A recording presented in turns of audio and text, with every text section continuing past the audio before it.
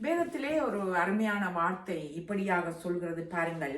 மரணமும் ஜீவனும் நாவின் அதிகாரத்தில் இருக்கும், அதில் பிரியப்படுகிறவர்கள் அதன் கனியை புசிப்பார்கள். நீதிமொழிகள் 18:21 இப்படியாக பேசுகிறது. நாம் பேசும் வார்த்தைகளிலே நாங்கள் கவனமாக இருக்க வேண்டும். நாங்கள் என்னத்தை பேசுகிறோம், எப்படி பேசுகிறோம்.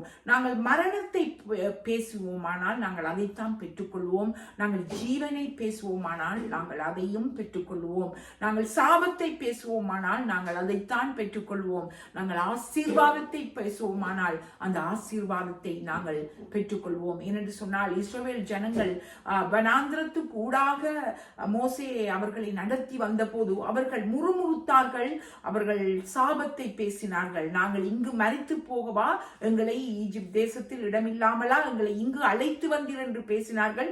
அதே போல் அவர்கள் அந்த வனாந்திர பாதையிலேயே அவர் மரித்து போனார்கள். ஆண்டவர் அண்ட சராசரங்களை படைத்த போது அவர் வார்த்தைகள் மூலமாக படைத்தார். வெளிச்சம் உண்டாக கடவுள் என்றால் வெளிச்சம் உண்டானது. நாங்கள் வாயின் வார்த்தைகளிலே ரொம்ப கவனமாக இருக்க வேண்டும்.